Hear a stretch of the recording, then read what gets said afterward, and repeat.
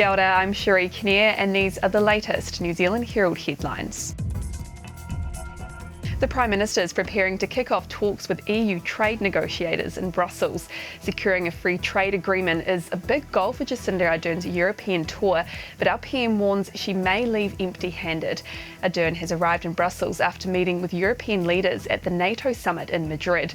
She's been continuing to push to get the FTA over the line. Continuing to seek greater movement from the EU, and my message will be the same. If you can't conclude a high-level agreement with New Zealand, then who can you conclude a free trade agreement with? Discussions have been ongoing for roughly 4 years, and the current deal on the table is understood to lack ambition for agriculture. New Zealand International Business Forum says negotiations usually teeter on the brink before they're successful, and that there would be no shame if we can't get a deal. It just means we have to keep trying. Meanwhile, we'll today find out if the government will keep New Zealand in the orange alert level setting. COVID-19 Minister Aisha Vera will later today release a statement revealing whether New Zealand's ready to move to the green setting. There were almost 8,000 new community cases yesterday, and the 7-day rolling average is almost 6,000. That's up from 4,800 last week. Our newsroom understands the government's very unlikely to move the country down from current settings.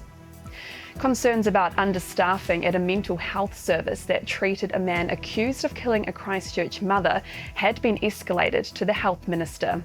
Mother of 4, Laisha Mariah Waka, was killed on Saturday in what police have described as a random attack in the suburb of Sockburn.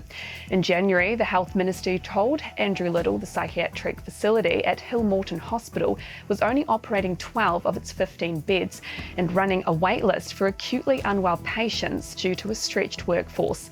It had been confirmed that the man accused was being treated at Hillmorton. It's the last day of existence for the country's 20 district health boards.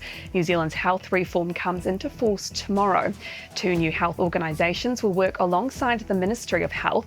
Health New Zealand will coordinate health services across the country, while the Māori Health Authority will work in partnership to make health services work better for Māori. The government has upset retailers yet again, with Easter trading restrictions poised to stick around. Acting Prime Minister Grant Robertson says all 65 of his MPs will vote against ACT's private memberships bill to scrap them. The rules vary from district to district and are also different on Good Friday and Easter Monday. Because Labour has a majority in the House, the bill won't progress to a select committee. And Aucklanders will have to slow down a bit more around schools. The second phase of Auckland Transport speed limit changes come into effect today. It means 57 schools will have a 30km/h speed limit on surrounding streets as part of AT's plan to make 800 roads across the city safer.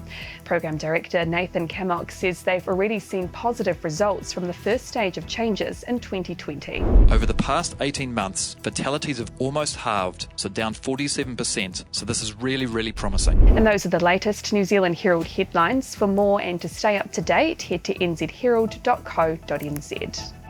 Thanks for checking out our YouTube channel. To stay up to date with all the latest news from the New Zealand Herald, click the subscribe button below or check out one of the videos here, and head over to nzherald.co.nz for more details on these stories and more.